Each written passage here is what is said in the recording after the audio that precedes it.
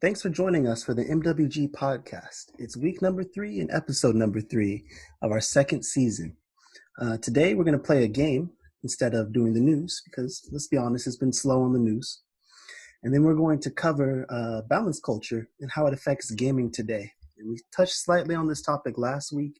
Today we're just going to expand on it, kind of focus on how balance patches and all that in general affects how game developers make the games and how players play the games. And then finally, we will close off with our top 3 villains in gaming. So tonight, I'm joined by Mossta and Westsidious. What's up, guys? What up? What up? Another episode. We're in there. Yeah. Season 2, episode 3. It's crazy. I was trying not to say it because I feel like that always happens in podcasts or just in it. Yeah, just like it. Acknowledging it every time. Like, oh man, that's crazy. Because it is crazy. That's the thing. It is wild. But honestly, you're right though. It is crazy. You're right. All right. So this week, the game we're playing is called Who Am I? And it's basically you choose a character and you describe that character only using moves or weapons that they have. And so then you try to explain your character. The more hints you have to give, the more points you earn, and highest points wins. And let's just say if you guess somebody else's character, it's 2 points. Okay. Yeah. I don't know. Yeah. If you ever want to ever play along at home, see how fast you can guess somebody else's. So, does everybody have a character? I think I do. All right. I'll give it to us, Moss. Yeah, I'm not sure. I don't know how this is gonna work. So, No, that's a strat. You're supposed to go first. You set the tone. Yeah, I mean, we can do a practice one if we need to, but And set the tone, dude. yeah. Are you ready, Moss?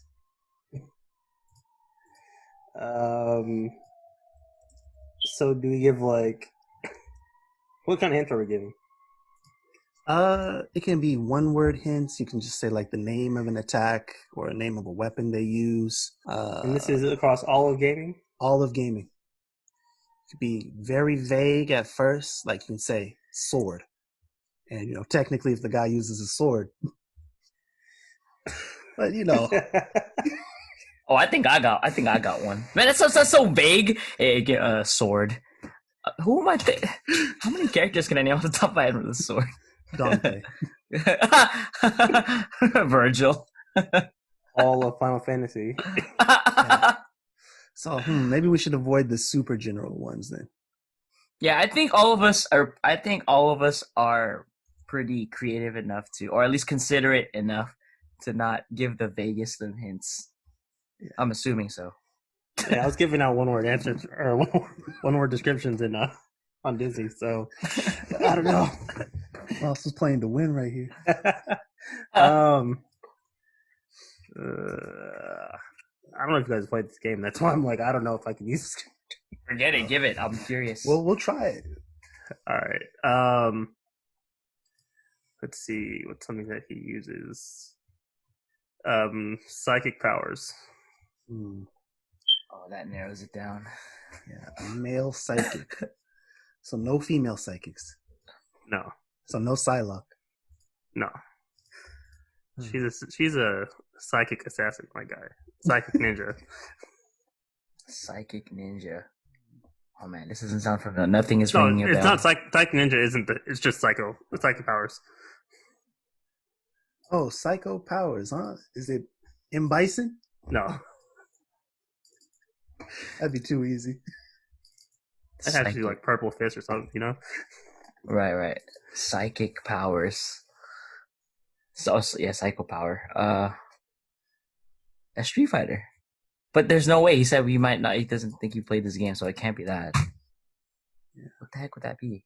I think it'd be time for another hint. Yeah, it's time. So Moss is leading with 2 points. Oh no! How's it 2? Because this is the second hint. First one's, everybody gets that freebie 1 point. This free bingo spot. Let's see.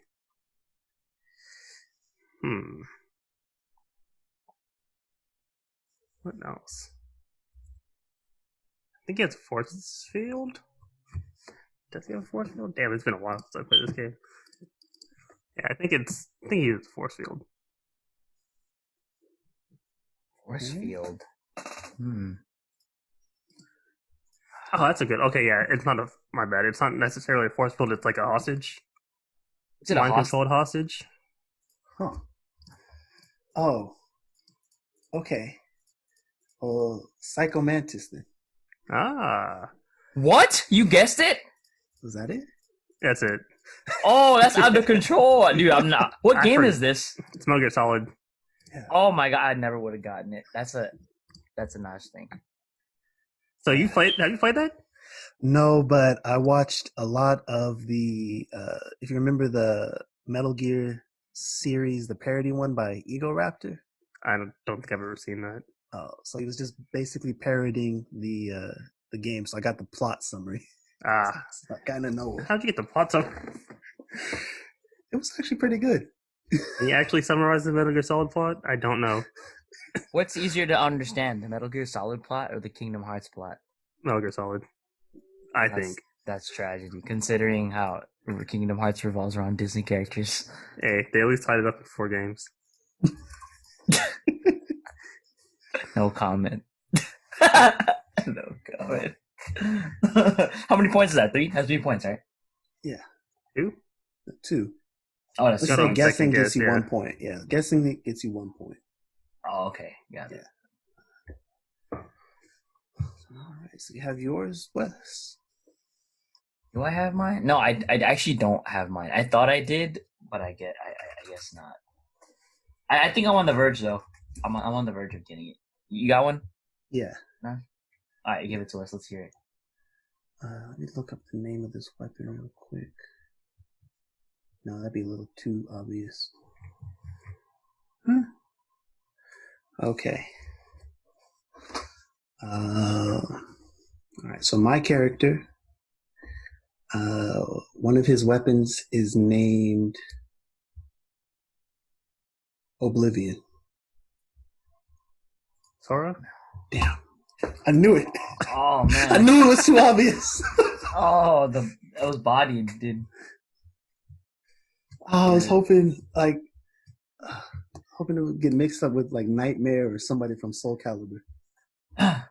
I don't know their weapons. I just know Soul Edge.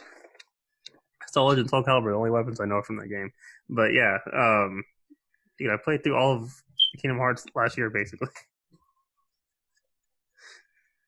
Oh, I think I got my character. Do you get a point for that? Yeah. Moss gets a point, and I get my 1 freebie point. Okay. Ridiculous, but it's too good, man. So sorry. So this game is a guess a character, right? Yeah. Like just what can I? And it's not just like weapons and stuff, right? I could just use Anything. Yeah. anything. Yeah. All right, I got one. All right. All right, you guys ready? Yeah. Yep. No neutral. No. Sorry. I'll 2 and 1. 2 and 1. Okay. No neutral. Fireball. That should narrow. That should be a lot better, actually. No neutral. Straight up is too broad, but I think this one's fair. No neutral. Fireball. So no neutral, but they do have a fireball. Unfortunately.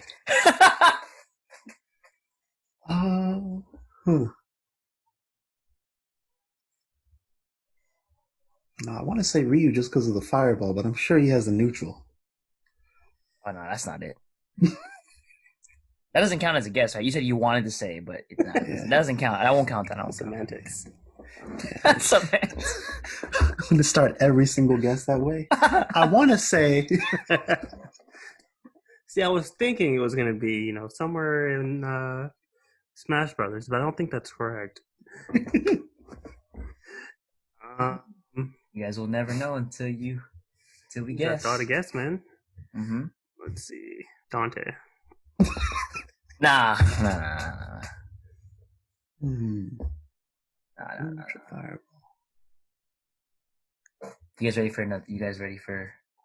Yeah, I'm ready for another one. Okay. Oh man, this is gonna be a good one. Let me look up for real quick. Take me about 5 seconds. I need to. Let's see. And I was hoping it would be fun. It would be so funny if you guys had gotten it just from that. All right, you guys ready? Yeah. All right. The Poltergeist 3000. Oh. This is free. I was about to say Fireball. Luigi. I was hoping you guys. I was hoping you guys. It'd been a while since you guys had played the game, so you wouldn't know. But it seems like Nash is on top of it. Yeah. There is none. There's no neutral. I don't care what anyone says. What do? You press Z? It doesn't matter. When the plunger comes out, it hits you. But if you're on the floor, if you're on the ground and it grabs you, guess what, dude? 60%. For some reason. That's fair. That's balanced. They should never patch that out. It's such a tricky situation. This should be for the next topic that we have, but I'm just, it's such a tricky situation because Smash is it's its own thing. It's, I don't know. There's just so many characters too. I can't. That's a difficult subject. Still takes execution. So. So tallying up the scores, we got a tie this week. Moss had 3 points with a guess and 2 questions. Carl had 2 points with 2 questions, and I had 3 points with 1 question but 2 guesses. So I tried. Yeah, that second one was a giveaway, but I was hoping that you guys hadn't played it because I had to look it up. I actually forgot what it was called completely. So we both win, and the grand prize was nothing all along. It was the journey. I was gonna say it, dude. It's always about the journey. The friends made along the way, man. It's not about the questions answered; it's the questions asked. How much Reddit you guys use? Not enough. Too much. That's all I see. Have you seen that in some random threads? It's about the journey, not the destination. And you know what's worse is it actually gets funnier every time. Because it's not even relevant sometimes, and they'll still use that. It's never relevant. They'll be posting it on everything. When you place top 8, then like your 8th place. It's about the journey, not the destination.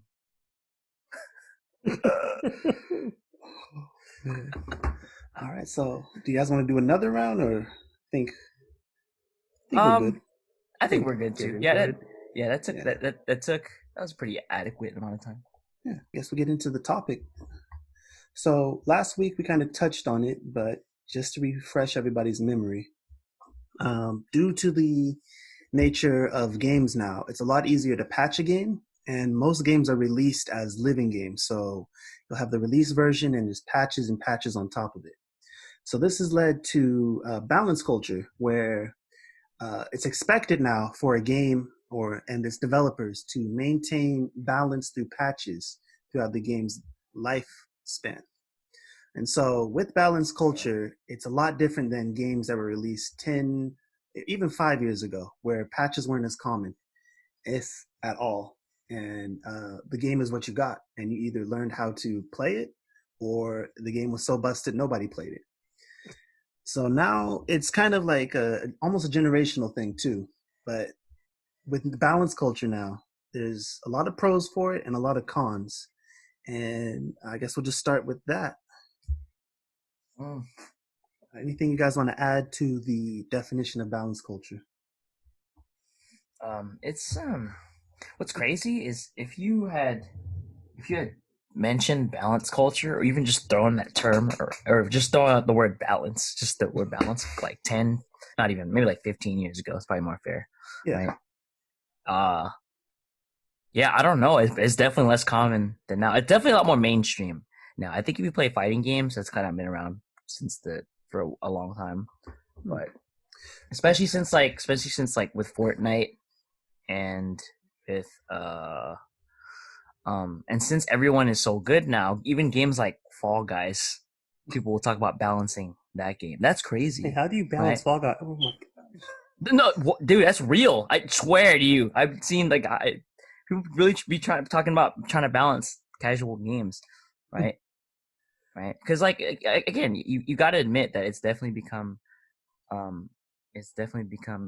more prevalent in conversation today. Because if you had a conversation about video games, let's say in 2005, 2006, right? Like there was Halo, there was COD, but it was StarCraft or stuff like that. But now it's definitely made its way to or just video games itself has made its way to mainstream culture, and because of that, balanced culture has become more. People are definitely more vocal about it. I see a lot more, definitely a lot more talk about balancing things. Sometimes people talk about balancing things that have no business being balanced in the first place because it's not competitive. Uh, but yeah, that's great. That's crazy. People really like. There are people complaining about games that are just supposed to be for fun, and it's like, but yeah, but because video games are so mainstream now, which I think is good. I'm glad I can enjoy my hobby with a lot more people. But yeah, and but also because there's more people, the skill curve is a lot. It's definitely more common that you'll run into someone very skilled in the game, and then you always hear this talk about balancing something, and the devs are even more now than ever, are open to talking about it. Patch notes. Dude, people complain about patch notes, right? Well, yeah, some games Right don't away. have patch notes. That's Yeah. crazy. But I want to touch on something real quick. I think it's not just that gaming is getting more mainstream. I think it's that online is also more common now because more accessible. Yeah, it's more accessible. Like it used to be, it wasn't always assumed everybody had the internet connection, or even that the a good console, internet connection. Yeah, or that the console could receive internet. Like PS2, that didn't even have Wi-Fi. GameCube, no. You had to buy the adapter, the whole extra step. Unless you had a Dreamcast. Dreamcast was ahead of its time. I'll tell you what though.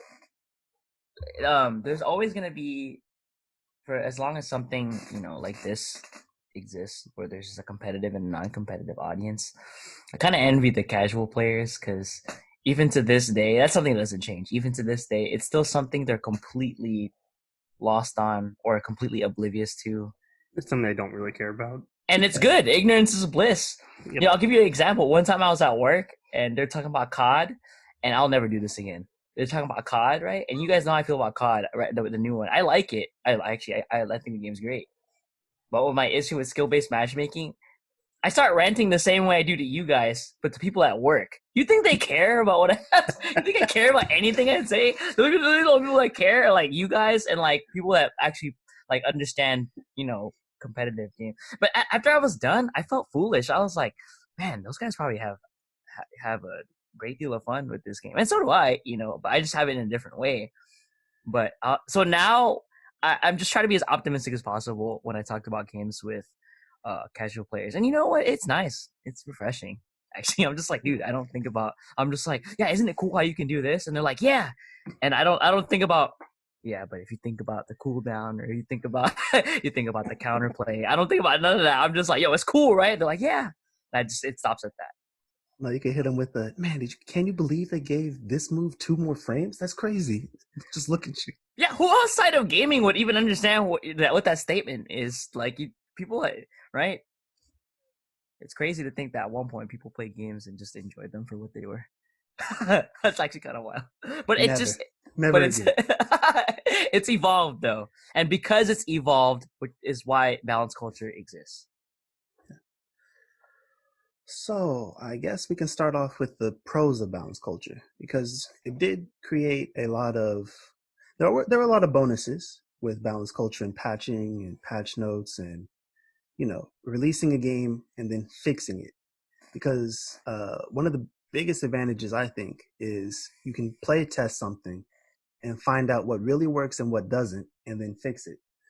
Because when you have 10, 20 people as playtesters, I'm sure you're gonna miss something. Oh yeah. Oh yeah, you're gonna miss a lot. Alpha, beta. Right. But what I don't like is when they have the public alphas or the public betas and they try to pretend it's a complete game. That's for the cons. That's for the cons. We're getting ahead of ourselves. One thing I like about, people or developers being able to develop and patch games are like the seasonal updates. Like I like that you can extend the life of the game with DLC, which usually includes, them patching certain things or adding like balance changes. I think that's probably one of the best uses of balancing and having the ability to do patches instead of having to like release a super version of Street Fighter 5 15 times, Yeah. To be fair, they did with Street Fighter 4 too. Our beloved Street Yeah, I Fighter. know. Yeah. But it is. Those are But the it's. $30 I just wanted- patches. Yeah. Street Fighter 4, you had to buy a couple of different versions of that game. So, like, the fact that you can just, download and get your game patched is really a plus, especially since, for Street Fighter 5 or, like, Mortal Kombat 11, you don't have to get the characters, but you can still get the game patched, which is kind of cool. But, yeah, I'm not a fan of, like, incremental balance patches. Like, what do you mean by that? So, like smaller patches being done or like balance changes being done throughout a season. So, I think I'm guessing right now because I haven't really been playing Street Fighter 5, but like I think when a new character gets released, they kind of do like a balance update for the whole roster, or like for like certain characters they'll patch and stuff. It's like, dude, if things aren't like broken, I don't think it needs to be patched until the major updates, like the seasonal ones. Yeah, I can understand that, because when you start micro patching and you start trying to fine tune the gameplay too much, it's doing too much. Like let people either find counterplay or develop strategies I feel like around it stifles a lot of players in the sense that like you instead of like actually learning how to adapt to things, you just that's gonna get patched anyway. Or like if you've been practicing something and then they patch it and it's like, okay, now I can't, now my timing is different for X combo, then it's like, well, shit, I just finished practicing all this in the lab for how many hours, finally got it down, and then they changed the move frame data and now I can't do that combo anymore. Could you imagine the patch notes? We noticed you've been practicing this combo, so no longer exists. Oh man. Yeah, Captain Strong will no longer cancel into medium Hadouken. You have to do short only. Like, dude, come on. So basically, because of like the I guess you could say micromanaging the game, it at least especially when you're too hasty with it, especially when it might not necessarily be right or just or necessary, right? It might not be necessary, at least for the time being, because there's no overwhelming evidence that it's like something's busted or something. Okay, I can see. Yeah. Some other good stuff about it is I do like how when you do have balance changes and patches and all that, you can adapt to new trends. Like last year, I don't know if this counts as a patch, but they added Battle Royale to every major FPS release. Classic. Yeah, so I mean, that was pretty cool. People at the time, people loved Battle Royales. Yeah. So that's fair. And it's cool to, if you love a particular game and you envy another game for having BR, you're like, oh, COD has BR now, right? I think it's appropriate that a game like COD has BR because multiplayer is fun and Battle Royale is also fun. So, yeah. Dota chess was like that too. Uh, First started off with Dota, and they had the chess format, and then League had one. There was a standalone one, and then Dota released an official battle chess mode. So I mean, that's a bonus there because then you can adapt to what's out there. Mm-hmm. More people can have more fun. That's true. Because of balance changes, it or just like the pros is because because balance culture exists. The game could live on a lot longer, and people get bored playing the same things, or at least the same things that are like the most optimal like characters, use the most optimal builds, optimal items, you name it. And because the game changes, they have to either stick with what they know, right, and be slightly underpowered, or to adapt to the balance changes. Like, hey, let me try this instead.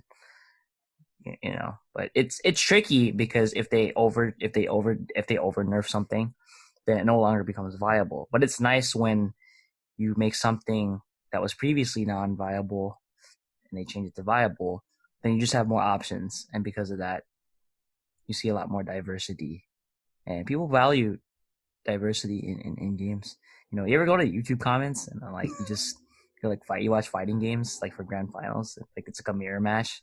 Everyone in the comments like, man, this is mad boring. The top 8 of just top team. 8 just same team. Everyone's Bardock, everyone's Doctor Doom, everyone's Virgil, everyone's Palutena, you name it. But it's just because of balance changes, games can live longer, especially right now. Like, people's short attention spans, because there are so many incredible games that are being released on a yearly basis. Games will just die just like that, So balance changes, allows the game to live longer. All right, I'm gonna challenge you on that. I just want a quick, little thought. So, Marvel 2, CVS 2, Third Strike, Smash or Melee, all these games are like 18 plus years old now. No patches, with no patches, no balance updates, none of that stuff. Mm-hmm. And these games still are played. Mm-hmm. Mm-hmm. They didn't need the like they have. Mm-hmm. It feels like they have a longer shelf life and like longer playability than any of the current generation of fighting games, which continue to be updated. Right, that's true. No, that's true. There are specific games that might have gotten stale. For example, what about League of Legends though? Like, if League of Legends like never changed, or if the same champions were OD forever, then everyone would, out of the 100 whatever champions there, you only see the same. You'll see the same top lane every time, or the same jungler. No, everybody still plays Teemo. Okay, that can't be true. That can't be true. There's no way. That's not bias. That's the selective memory. No, I can't speak to any MOBAs, so I can't speak either. I can't really. I just sound like selective memory from that. So I'm not gonna lie. What do you mean? Are you saying that I only remember losing to Teemo? Yeah, yes, that's what it sounds like.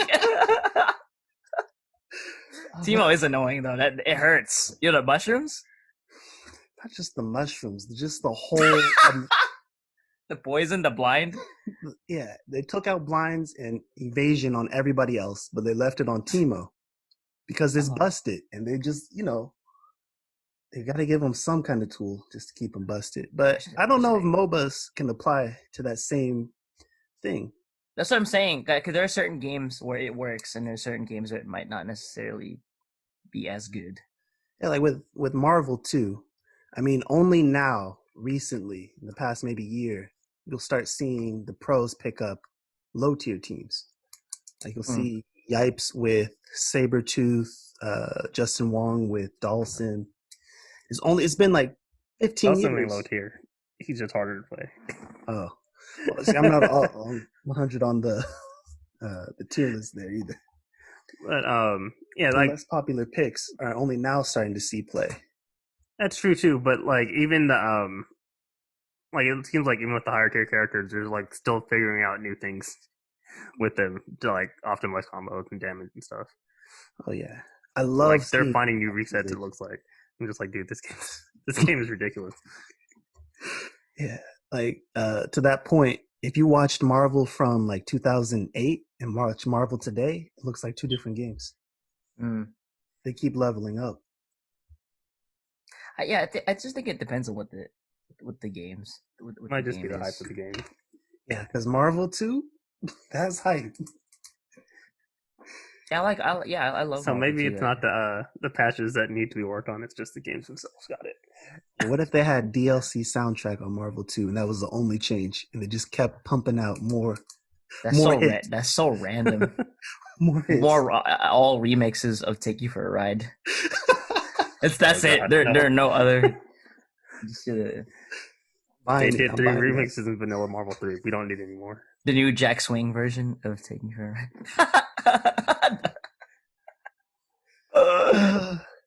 You got my wallet ready right there with that. I knew, dude. I had the reads. That's another one of the bonuses of balance and patch culture. You can get some pretty cool DLC and cosmetics. Right. Like new skins. Uh-huh. And new moves too. 30, that's another thing. 30 Tinley skins? We don't talk about that though. That's taboo. We don't. It's a taint on the history. It's a taint on our history. Chun-Li has 27 dresses and like 3 other outfits. It is Chun-Li though. So I'm not saying I'm supporting because I don't, but it's just.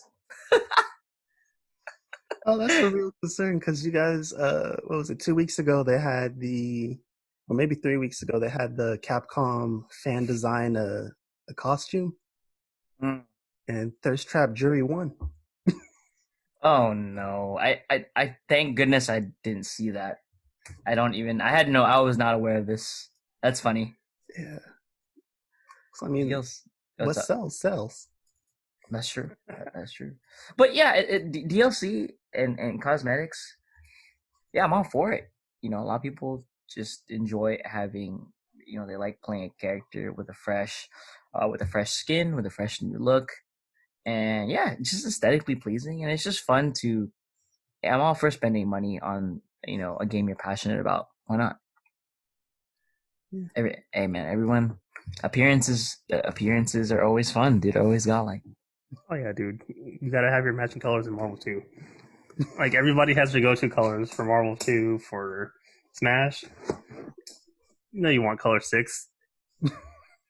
I never. That's crazy. I've never been emotionally color invested. 6, I've never been emotionally invested in my color in fighting games. I'm not gonna lie. I've never been emotionally invested. Like there are colors I'm like, yo, that's kind of got like I want to use this color, but but there are some players right that are just they're well known for their specific color. Like yo, you're this you're this Mario with you always got the construction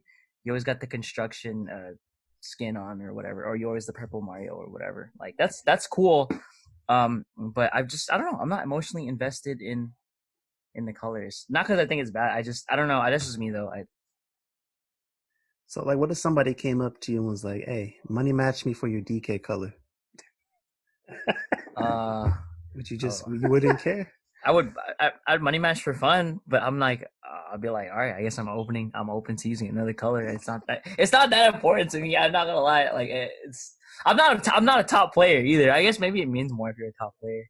You're like, yo, I can't use my patented default whatever. I'm not a top level player either, but if somebody came after my light green fox, or my hands over.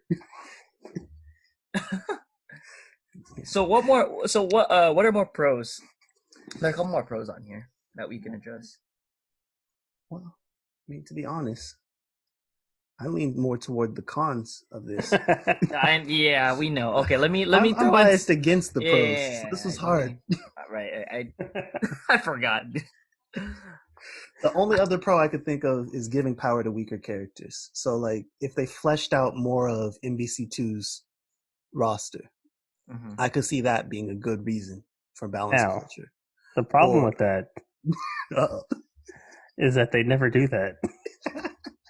Well, You don't want to see Marrow on top They tiers? never patch the weaker characters.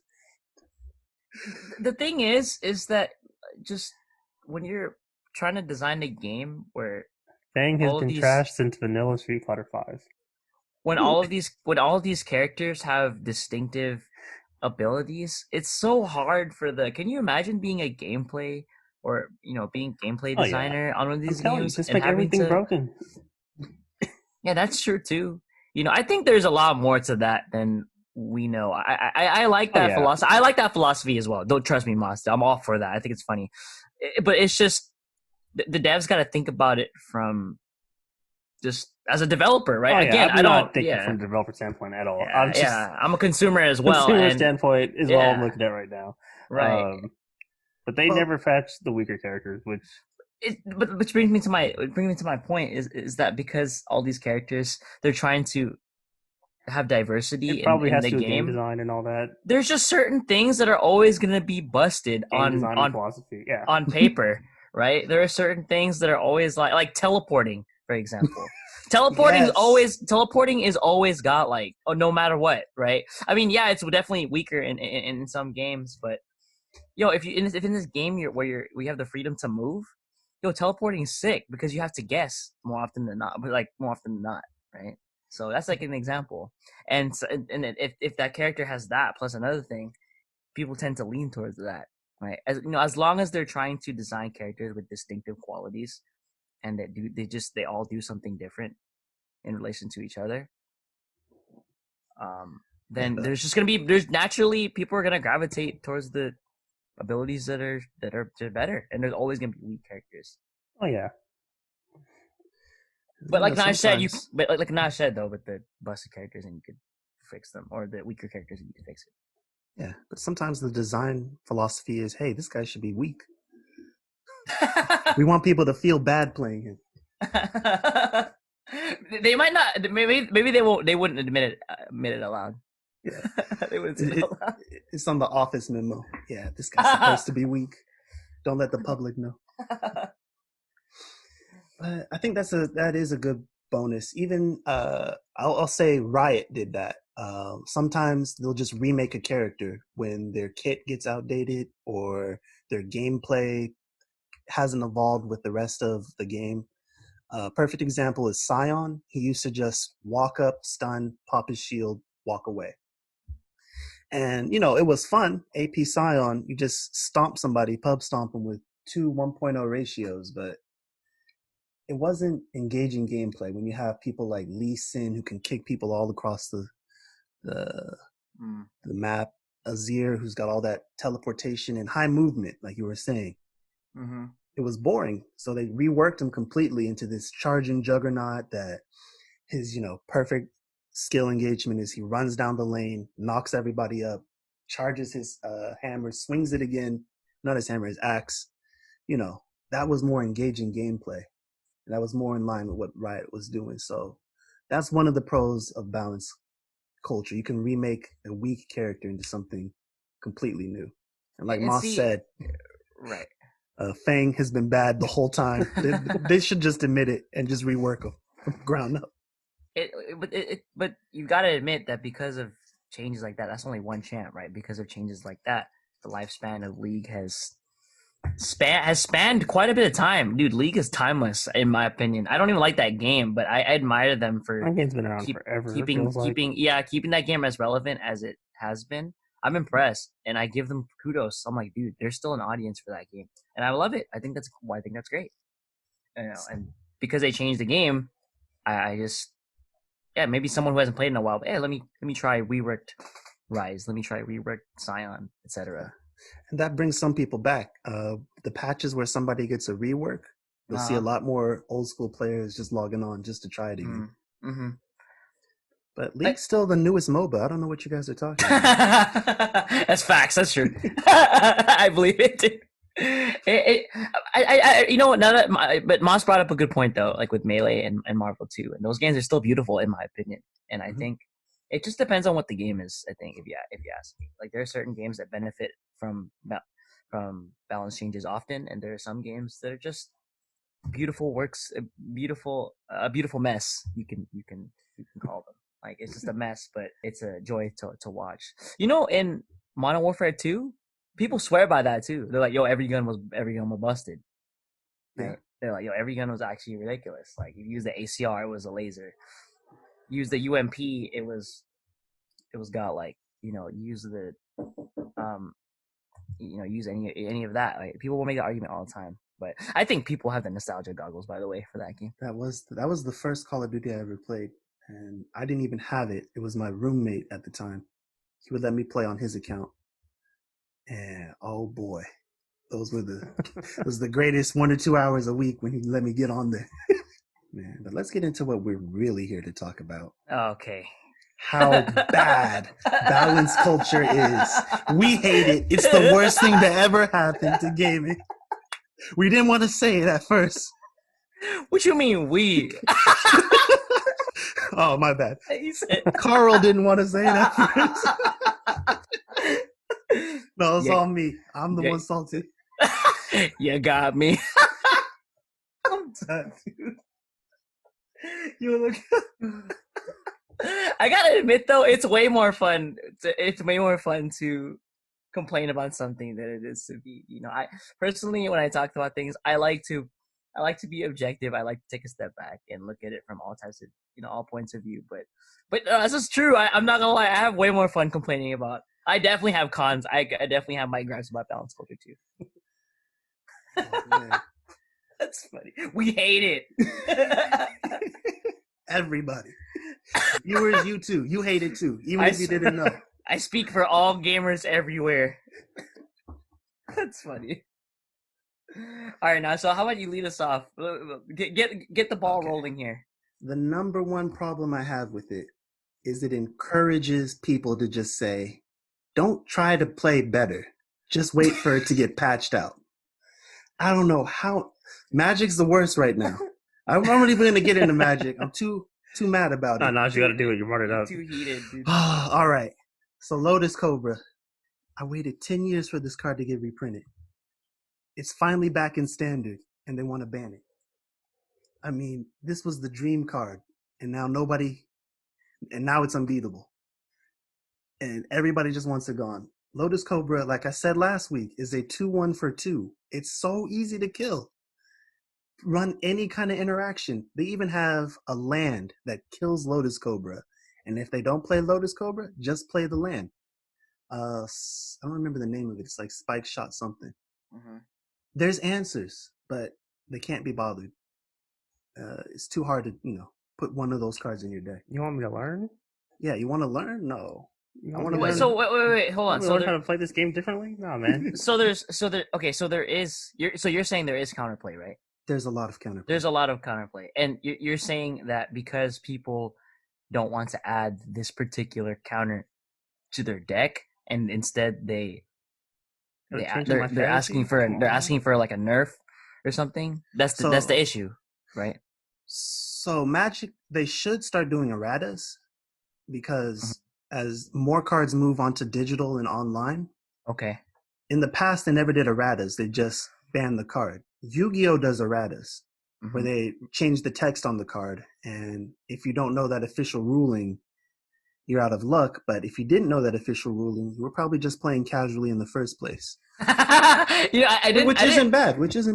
I didn't know that was a term for that. What's the term again? Errata. ERRATA. I think. Ratata.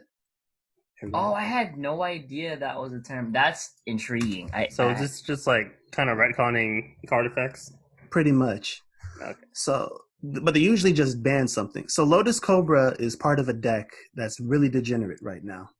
And it's degenerate because of the amount of mana it generates, the amount of life that you gain back, and the inevitability of playing the cards on curve.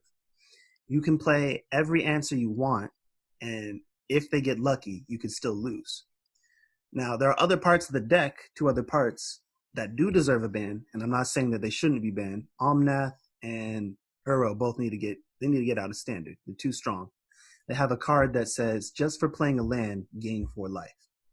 No other card effect is gaining 4 life in standard right now that I can think of without more investment than just playing a land for turn. Likewise, there's no card effect out there right now that can race that early in the game. So those cards I can understand that's busted and ban worthy. But Lotus Cobra is like, there's counterplay. You can remove it. You can remove cards in their hand. So even if they do land the Lotus Cobra and start bumping or ramping up, if they have nothing to play, then it's not much of a threat. So there's counterplay to it, but people would rather just get it banned because they don't want to innovate, or they don't want to try and learn something new, or even just risk a loss trying to figure out how to counter something. When I play, I'm taking those L's trying to figure out how do I beat this best deck. What curve do I do? What tech works, what tech doesn't. And I don't mind trying and losing and getting out there and finding that one card, because when you find that one card, it's worth it. But it's just lately, it's just, oh, well, if I can't beat it, ban it. And that extends not just to Magic, but other games as well. Like, how many times have you heard you should just, they didn't patch out Luigi's grab combos. Mm-hmm. Like, yes, Just it's ban it. oppressive. If he gets the grab, you're taking 60%. Mm-hmm. But And if you're big body, you're about to die. yeah, Yeah, don't remind me. you're gonna die for It's sure. not. Don't remind me. But it's not that. That's not. But I mean, that's just me being. I'm just being silly when I say that. Like there are things that are blatantly broken, but that's not even remotely one of them. It's just annoying to me. But it's really Exactly. It's really, No, that's it's exactly annoying. the point. Yeah, I don't mind trying to Luigi- counterplay it. Yeah. If it's not game breaking, it doesn't need to be patched. Yeah, Luigi isn't the end of the game. It's Sure, not. you might get 60%, but I mean, come on. yeah. Yeah. But there are people who take it to heart and they're like, yeah, I can't play this game anymore because Luigi exists. We laugh, but that kind of mentality exists in every game, in anything actually in life. It hella reminds me of a shirt that Wise has. Mhm. It's pretty old, like FGC shirt. It says, I think it's Nerf patch adapt, and it has like Nerf and patch marked off, and then Oh yeah, like yeah, adapt highlighted. that's a classic Yeah, shirt. dude. I remember that. It's a great shirt. Yeah, that's basically what balance culture is. Yeah, Or we it need needs to be. to Learn how to done the adapt part, not the Nerf and patch all the time. That's The tricky thing is that again, I'm also the wrong person to ask when talking about balance changes, right? I'm all for adaptation, but there are certain things, there are certain gripes, there are certain complaints that are absolutely credible, like right, like they're it's just their claims are supported, their claims are valid. And there's sometimes people are just complaining just for the sake of it because they're just bad, right? But there are some things that definitely need to be justifiably so patched. But I wouldn't. That's the thing, though. I wouldn't know what would be right, appropriate to take out of the game. It's not my job, right? That's such a difficult job. Oh my goodness, I couldn't even fathom trying to do that. But it's tough. I think it's just it definitely can't make any there can't be any knee-jerk reactions. They're always going. I mean, at least on the consumer side, or at least on the dev both side. sides.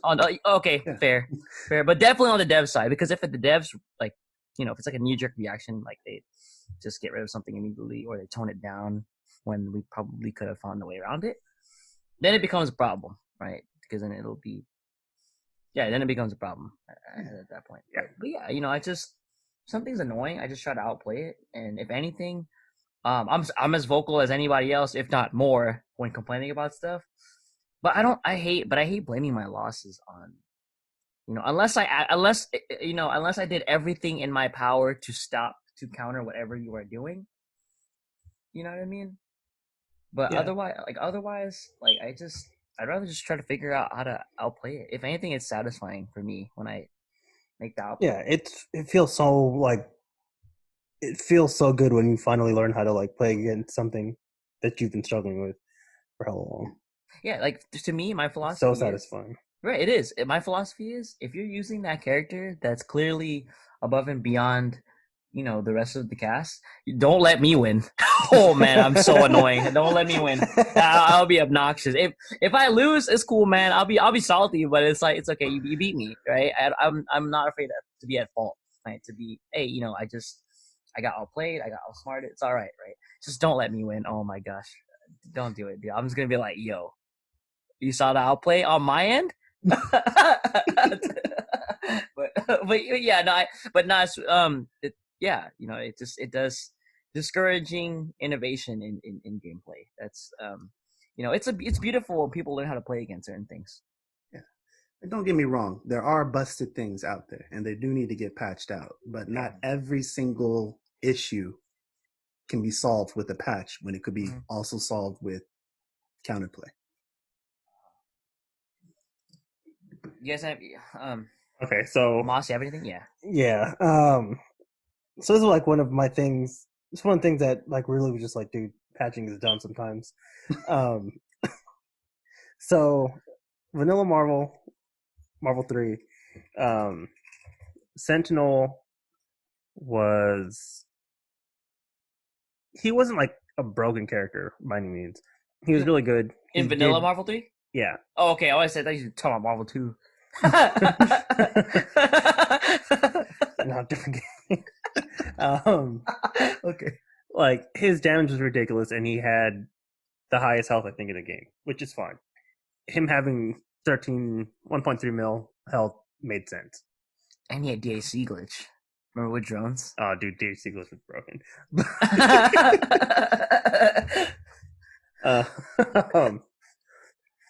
But like, okay, so yeah, I don't know what people were complaining about specifically, but I'm sure it was the damage. And I don't know when they decided to do the patch, but I think Vanilla Marvel got a patch before Ultimate came out.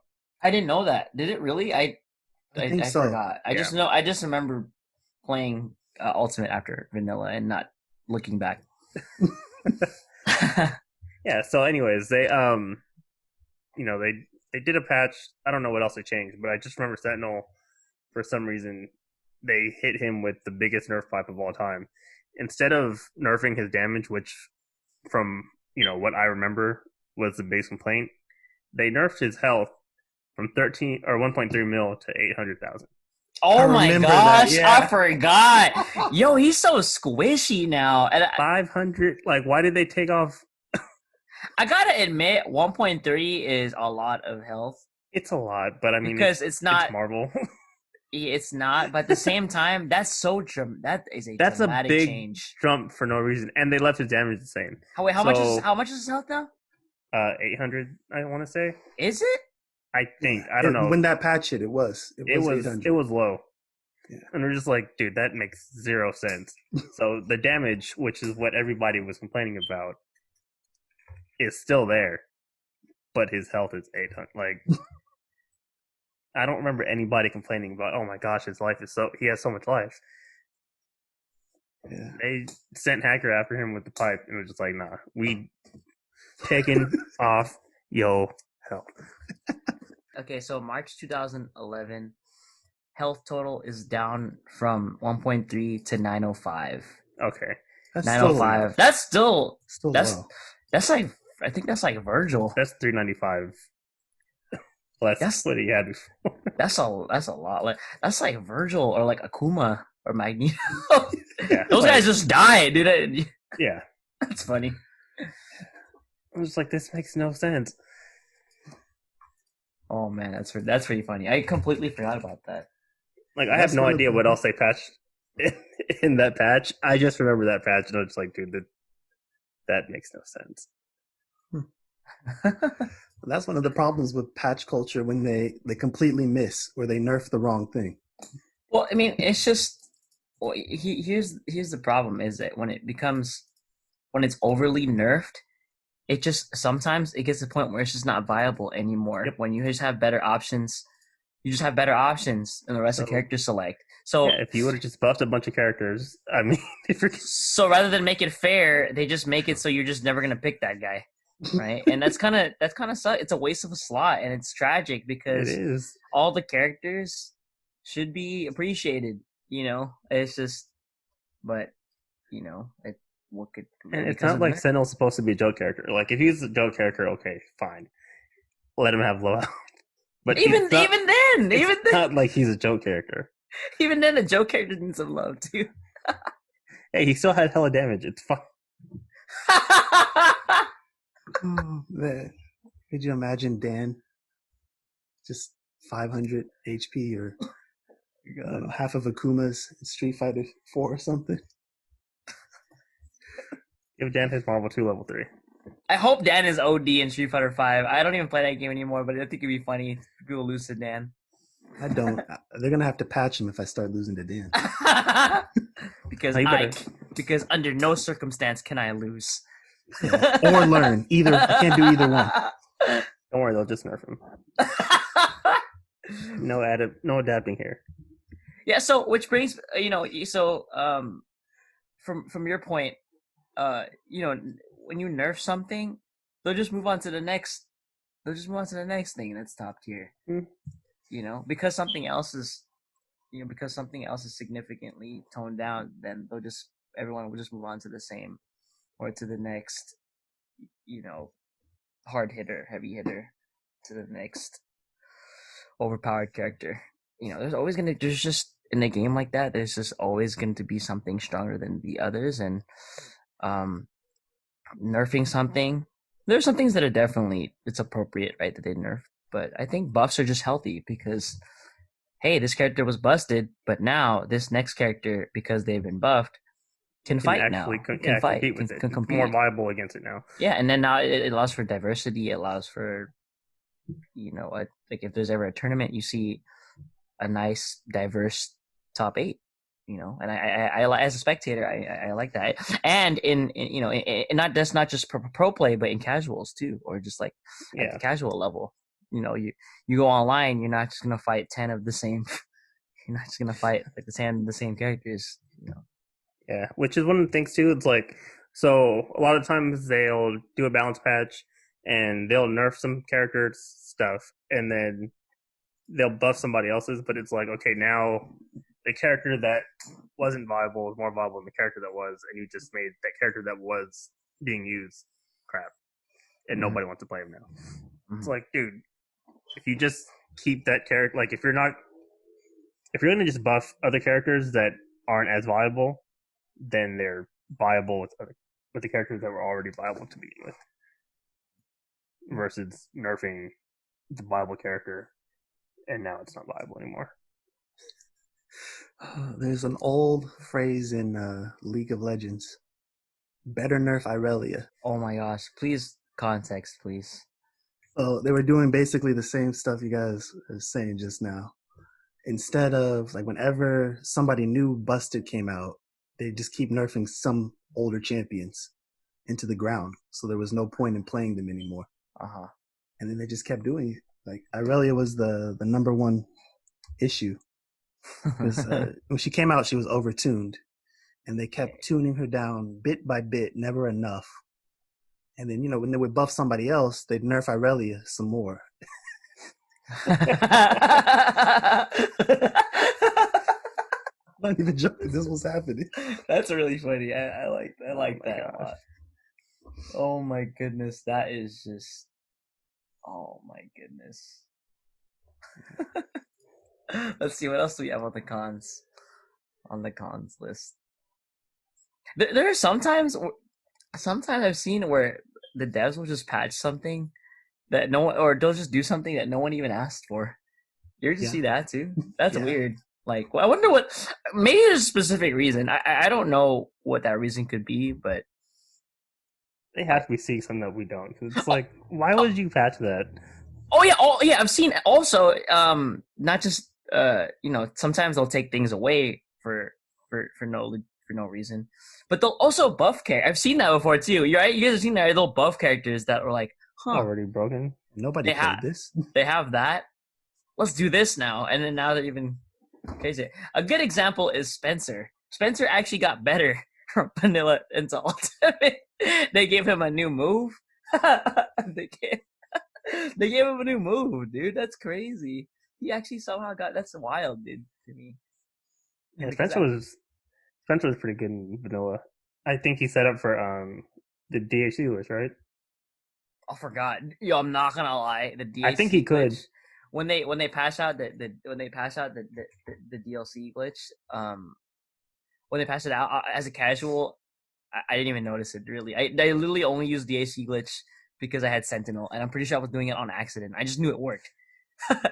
I just knew it worked, so I didn't even know. I didn't even know the DHC glitch was for the longest time. Like, right? So if you don't know what the DHC glitch is, it's you DHC into a specific super from one of your characters in your team, and if I'm not mistaken, the damage scaling is like out the window, right? Like it's almost like a new combo, like it's something like that, right? It has to do with the damage scaling, and you could kill when you otherwise could not. And when that was happening, I was just like, it didn't affect me that much. So I actually had no idea if Spencer had the DHC glitch. Yeah, Spencer was pretty good. Spencer was still pretty good. Wesker had the DHC glitch too. Oh, because he has the counter super? Yeah. Dude, that counter super is so good in vanilla. They toned it down? Oh, yeah. It had, like, startup invincibility and, like, one frame. It was stupid. Like, Spencer could, like, legit just, bionic arm, and you could just counter super. Oh, right after he activates it. It was that's pretty funny. Still work. You can do that now still, right? I feel like you still do that. You have to, like, you need some space. You can't just, like, activate. Like, he'll get hit. I mean, the startup was so good before. Oh, okay. Yeah, the startup was broken. Oh, okay. Like, on startup, it was active. Hey, so did you guys know that this is an interesting subject as well, but in professional play, because there are new metas regularly, yeah, it does affect the ladders. It does affect the players that play in ladder, the players that play casually, etc. But at the highest level, right, the higher echelon of play, because of this, they have to learn new things all the time and then perform at the same time. They could never stop playing. I think esports in general requires it's a lot more mental toll than a lot of people think it is. These guys gotta play for they play 8 hours, they play like it's a freaking workday. Yeah, they scrim 8-9 hours and then they stream after, before and after, right? And yeah, some people would legit love the game, but how many times have you guys seen a professional retire from the game at like 27, 28, right? And they'll retire at like 27, 28, and sometimes they'll express burnout. Sometimes they'll just express interest in moving on to other things. And that's normal, right? But more often than not, it's burning out. And a lot of people before would be like, yo, how could you burn out? You're playing a video game. They've never played that logic 8 hours of ranked. That logic is not there. I mean, it's just not. I'm like, wow, that's not how that works. But I guess, I mean, gaming sessions get tiring. Yeah, it does. And yeah, but bringing you back, it's just, with these new metas, it's just endless. Yeah, you constantly have to learn new things at the highest level. Dude, we're complaining. I'm complaining. I have a 9 to 5, right? Dude, these guys, this is their 9 to 5, and because of the new meta, their 9 to 5 could potentially be suffering, or their mental health. Every time there's a change to the game, they have to learn, how that affects their character, how it affects the matchups. Yeah, it's crazy. So if things change too dramatically, I mean, if there are things that are just, it doesn't change the game too much, that might be okay, but if it's just, again, if it gets to the point where a character is no longer viable, and let's say that's your main, it's quite the change for the player. You have to go learn a whole new character, figure out how to adapt on the spot, basically, because it's completely new setup and all that. Or if you play Smash, then the patch comes out the day before the tournament, so you're This is an eternal debate. It's always going to be a conversation because there's just, I don't even know if there's a right answer. Well, I don't think there'll ever be a perfect game where it's just this is the epitome of balance. I don't think so. There's just nothing's gonna be perfect. But I think that there's one true victim when it comes to pros and burnout and having to adapt. Okay. And that's Leffen. I feel so bad about that. Moment of silence for Leffen. What? What prompted this? Just one of his most recent rants. I think it was about Ultimate Online being the most trash game in the world or something. He tweets that. Which time are you talking about? That's like every time. Like. See, that's why I feel so bad for his struggle. Jokes aside, they do have it. They do have it rough when you have to play a game at that top level, and then they patch something and you're out of luck. Oh man, this is man. All I know is it's for what what I've taken from this is it's a lot more difficult. There's a lot more to being a game developer than just, hey, let's just do this. Let's try this. Not only that, but you also have to think about the consumer as well and the business, because at the end of the day, this is always a business, right? There's always money involved. So they can't, when they balance things, they also have to think about the casual audience, right? Or just like how to maximize, how to... That's true though, right? Because they have to maximize. They're good. They have to maximize they're trying to maximize profits, right? Like it's just like, why would you buy this if this is happening? And like, what if you try to cater to everyone? You know what I mean? That's the thing, right? Fortnite, right? In Fortnite, like that game is somehow the best competitive and the best party game at the same time. You guys know that, right?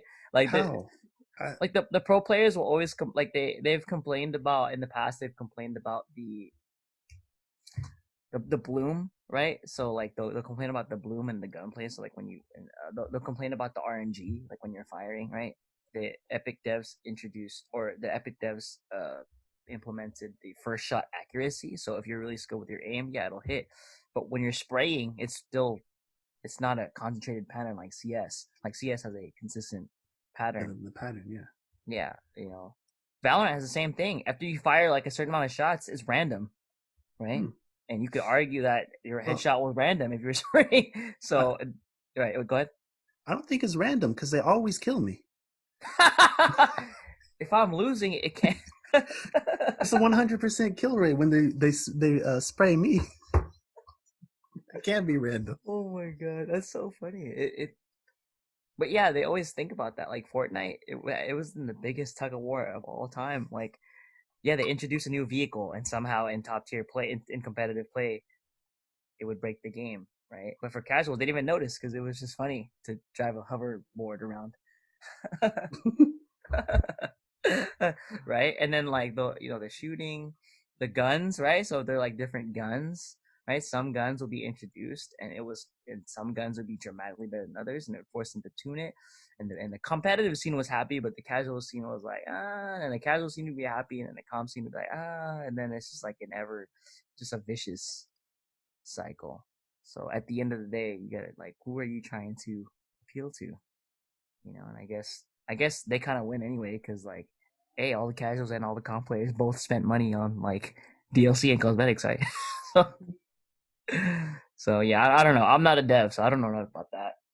But I can't imagine. Can you imagine having that discussion, like a legitimate discussion, like, all right, guys, let's talk about nerfs and buffs in a formal setting, mind you. Yeah, I think it's possible. Like Riot has it down to a science now. Like when they nerf and they buff stuff, they put a lot behind it. Like, sure, when League first started out, it was kind of all over the place, but now when they adjust stuff, I actually really like how they do that. I'm impressed with their balanced teams. They have a whole team just dedicated to balancing champs. That's the experience, man. That game has been relevant for the last 10 years. And that's the experience, and yeah, commend them. I just hope that Valorant goes in the same direction. I think it will. That's good. I'm starting off strong. Something about, this is a whole other conversation, but something about the op being ridiculous. Okay, the op is kind of ridiculous when you have. It doesn't even matter where you hit them. 150 damage for sure. I think I think it's different if it's below the torso. I think it might be less, but realistically though, most people aren't aiming at your legs. So typically you'll just die when you get hit. So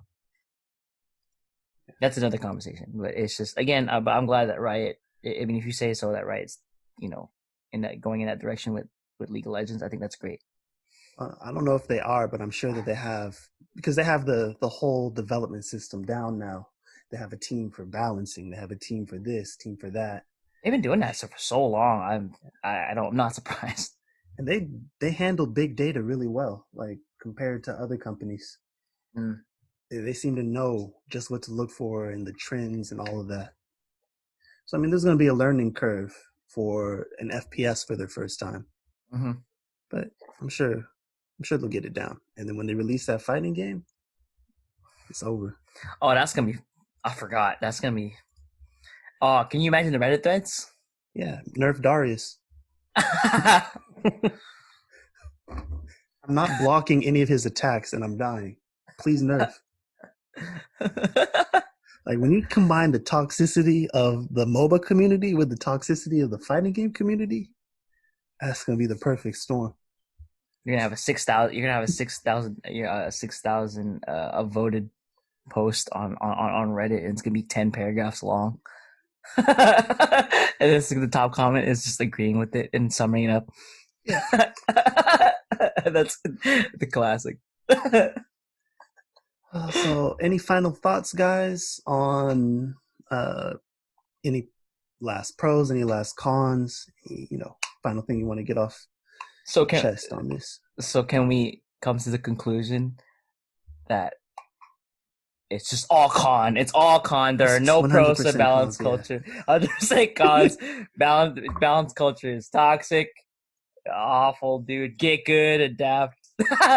Exactly. Yeah, balanced culture is stupid. Patching's okay. Oh my god, that's so funny. Seasonal patches only, please. Thanks. I think that there's one last pro that I didn't mention, and that is, I'll call it a Meta Knight or a Bayonetta situation, where you have a character that's clearly broken, that's clearly the best, and then you have a community divide where do we ban this character out? Or, instead of leaving it up to the community, the devs can step in and fix the problem themselves. Did they fix the problem? No. Yeah, see? That was part of the problem. Garbage. Like Smash 4 would have been, I think it would have been a little more enjoyable if Bayonetta wasn't just an auto win in some matchups. But like I said, that can be a whole different garbage. Yeah.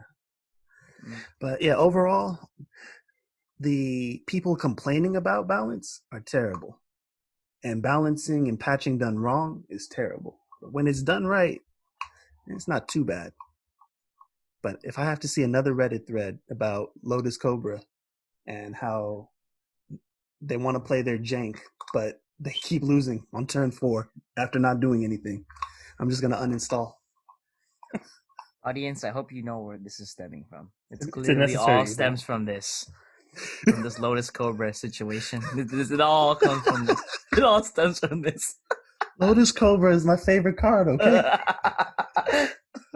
I don't want to see it banned because it is busted and there is, crazy stuff that goes on with it, but it's not like it's unbeatable. There's always an answer.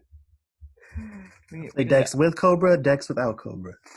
We need an update podcast about this particular topic. Not balance changes, just the card. Lotus Cobra song? The Lotus Cobra. This seems to be a running gag.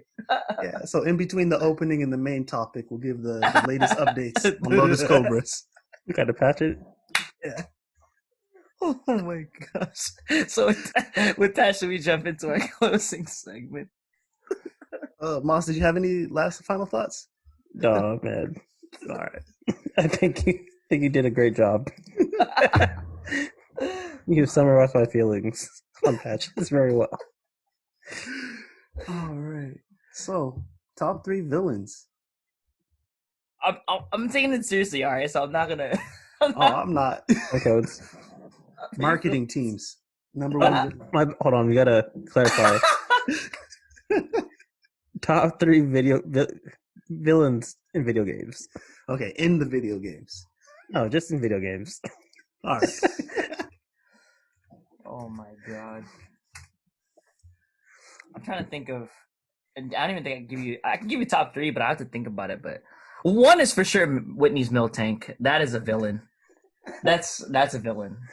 That's illegal. That's what it is. A trash and rollout, man. Too good. It's dumb. It's a normal type. It's not fair, dude. You guys remember what I was talking about, right? What it could do? Yeah. Oh, that moveset is something else. What the heck? Let me look at I don't even know. No, it was rollout, milk drink, body slam. I can't remember the last one. What do you call it? Probably a track. Yeah, Tracked. Oh my gosh, dude. I'm pretty sure she gives a TM afterwards. Attract? Why, dude? Ain't nobody attracted to that cow? What the heck, dude? What's happening? Milk. Weren't they using forward stars on top of milk drink? Yeah. I don't understand. That is a villain. That is malicious. That's what it is. The number one villain. You guys have any villains? You guys? Yeah, I got 3. Bad net play or net code. Well, wait. Rollback netcode or the just bad net code in general? Delay based.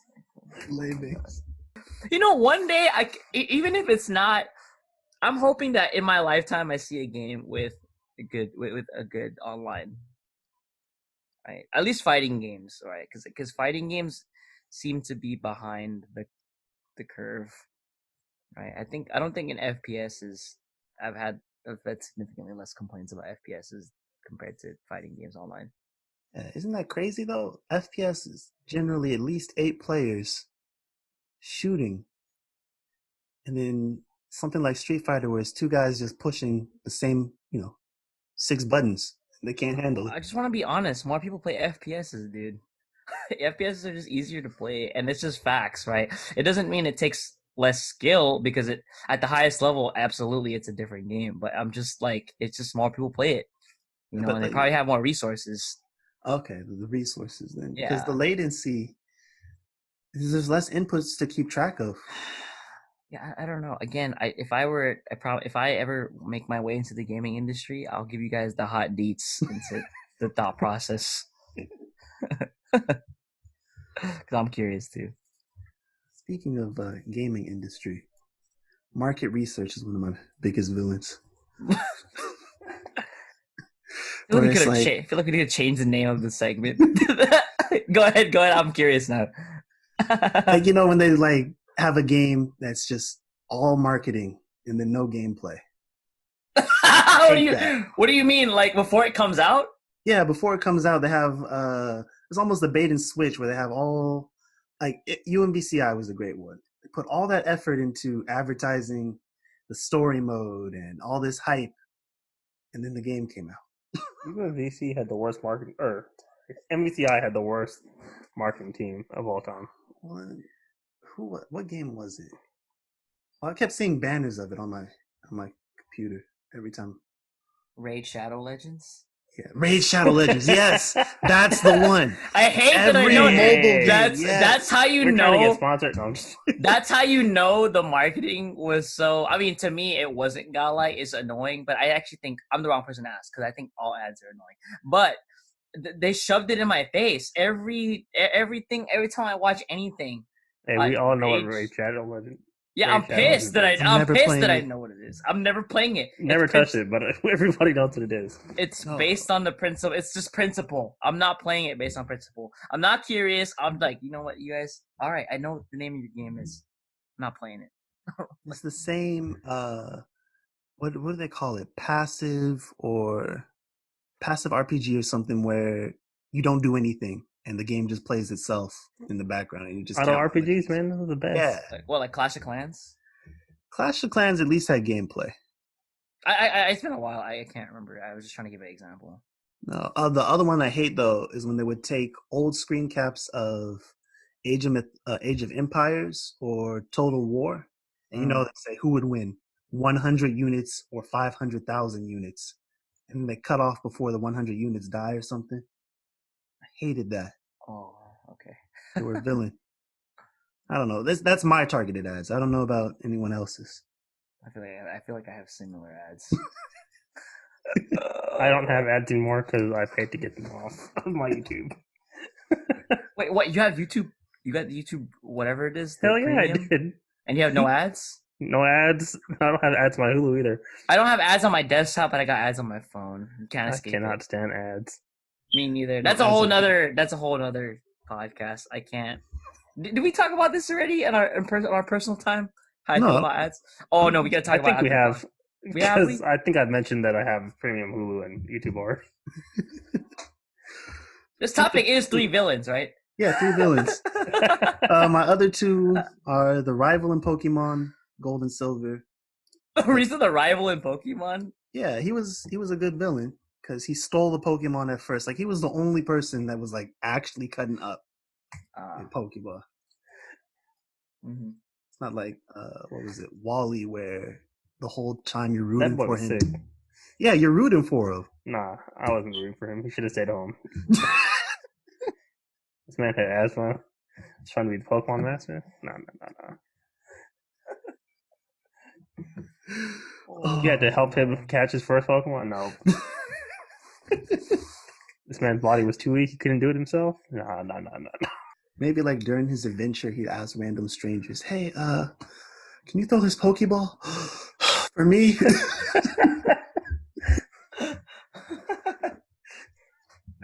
I'm trying to think of a villain that really from a game that really irked me. Man. And the villains are never the main villains either. It's just the most whatever obnoxious fights there are in any single player game. Those are all villains to me. Yeah, no Paper Mario. Come on, man. What? No Paper Mario villains. Yeah. Other than Smilax and Super Mario RPG, we already talked about this, but I think any boss, any enemy with all status effects for its moveset is a villain. That's just villainous. That is absolutely mad. Absolutely mad is what it is. Hey man, I can't kill you, but you can't play. You can't play. Yeah, I'm done. I'm over it, dude. Don't talk to me about Smilex from Paper Mario or from Mario RPG. All right. Oh my gosh. Let me be serious real quick. All right. Psycho Mantis, like after playing today, I was like, oh, that's a really good one. I had to like think back through a whole bunch of the games I played, and Psycho Mantis was really cool. Like the fact that you had to use a second player controller. It's freaking mind-boggling. Like, still to this day, I'm like, dude, that's so creative. Like, that was such a creative way to like have a boss fight. Mm. And he's talking messy the whole time, reading your memory card. It does that. Obvious answer, Bison. And the obvious answer would be Wesker. But to not be obvious, Joker in the Arkham games, Arkham City, it's really good. Like really? Those are some of them. Like that's like the first 2 games are really good. Arkham Knight's fine, but like it's probably one of the best iterations of Joker. Mark Hamill. Yeah, well, I mean, the fact that Mark Hamill did it was like, and it had Kevin Conroy. That just made it like those S-tier. are good. It's like already S-tier games, like just because of voice acting in general. But like, I gotta get. Yeah, Arkham. Those are really good games. If you haven't played them, go play them. Joker, huh? All right, taking notes. Yeah, Mark Hamill just makes it so much. He makes Joker so good. I agree. Let's see. Yeah.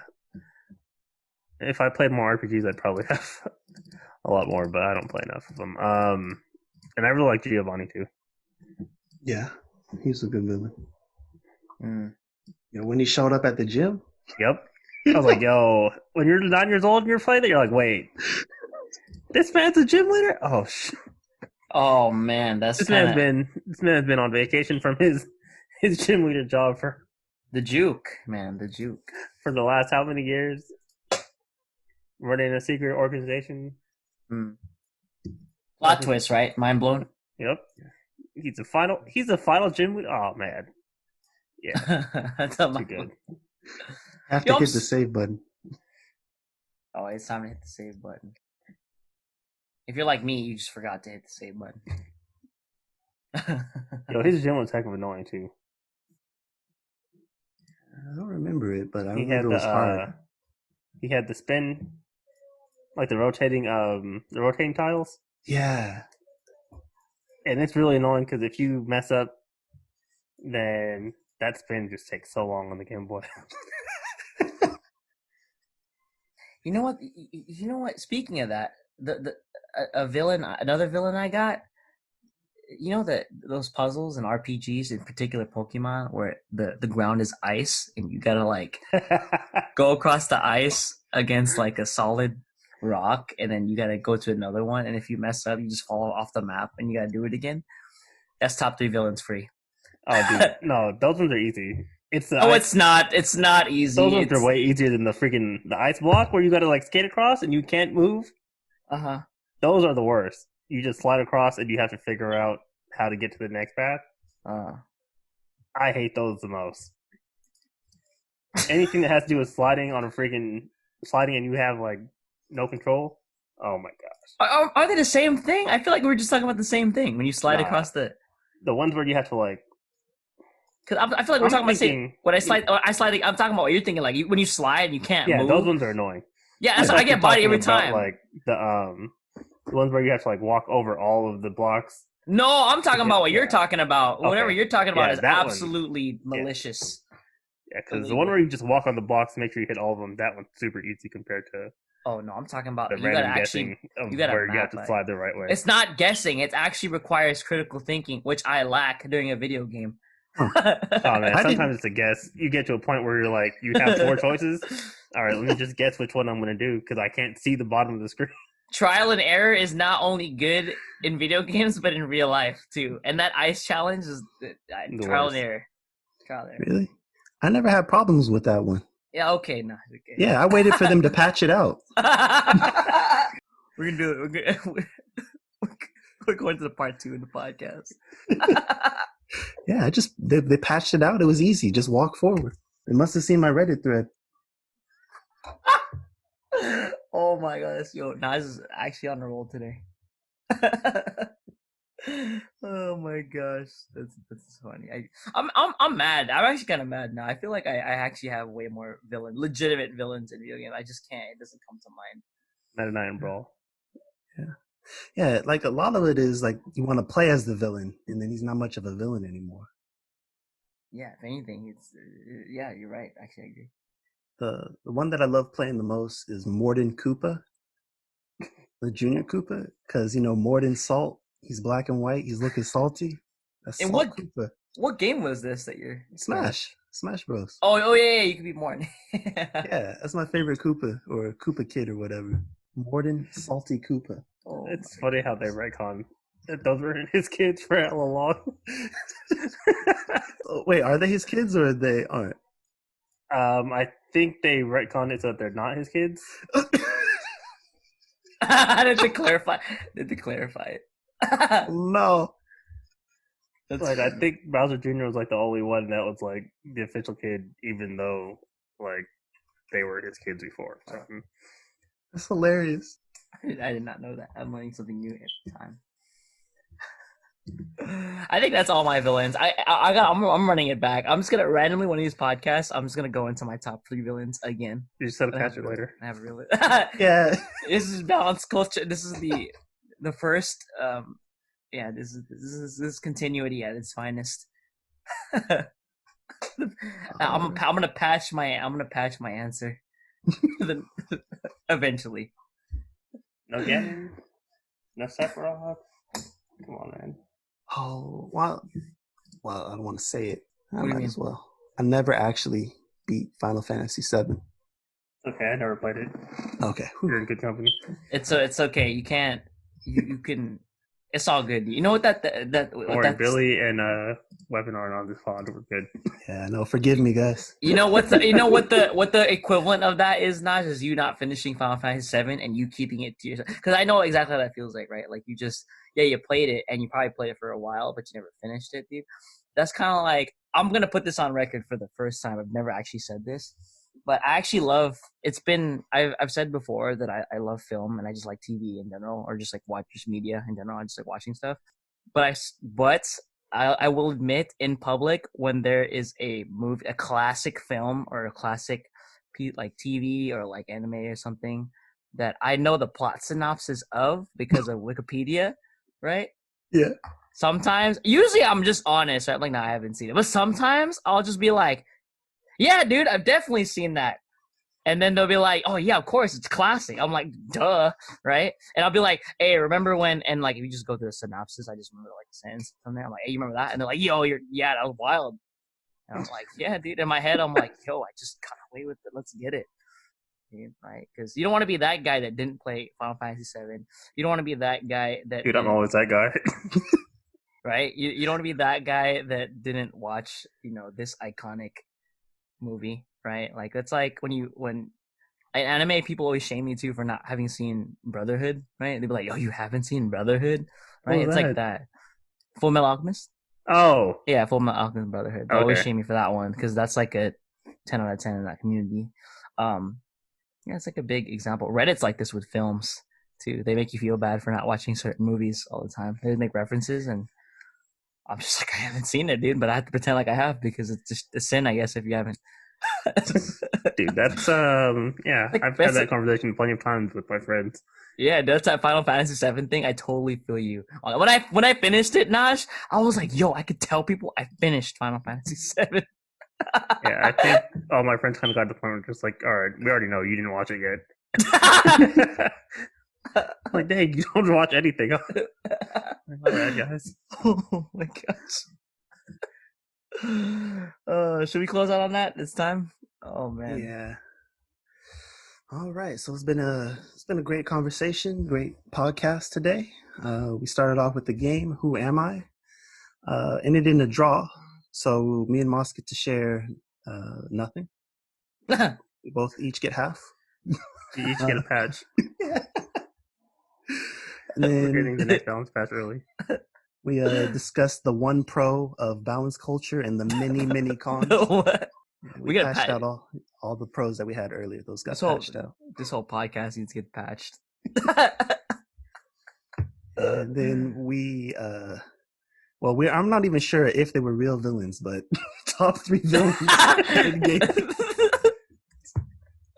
That was a topic, huh? Yeah. So. They're all villains to me, all legitimate to me. I saw nothing wrong with any of the statements all of us made today in this segment. So make sure you tune in next week for season 2, episode 3.02 as we patch this episode. Oh, okay. And with that, we're signing off. So this has been Whispering Tears. Oh, it's a Westsidious? Yeah. Mossta. And see you guys next week. Later, guys.